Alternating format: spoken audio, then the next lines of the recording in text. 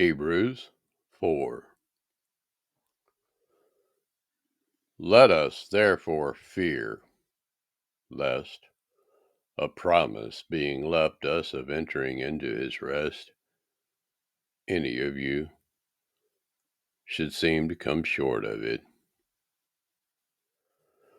For unto us was the Besorah preached, as well as unto them.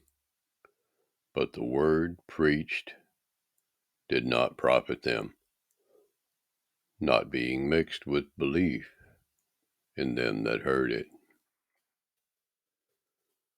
For we, which have believed, do enter into rest, as he said,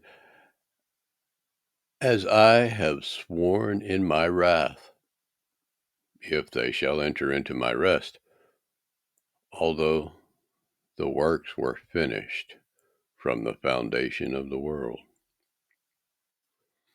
For he spoke in a certain place of the seventh day on this wise, and Yahuwah did rest the seventh day from all his works. And in this place again, if they shall enter into my rest. Seeing therefore it remains that some must enter therein, and they to whom it was first preached entered not in because of unbelief. Again, he limits a certain day, saying in David, today, after so long a time, as it is said, today, if you will hear his voice,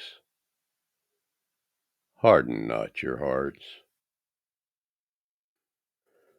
For if Yahushua, the son of Nun, had given them rest, perchance another would speak again of this day. There remains therefore a Sabbath for the people of Yah. For he that is entered into his rest, he also has ceased from his own works, as Yahuwah did from his. Let us labor therefore to enter into that rest, lest any man fall after the same example of unbelief.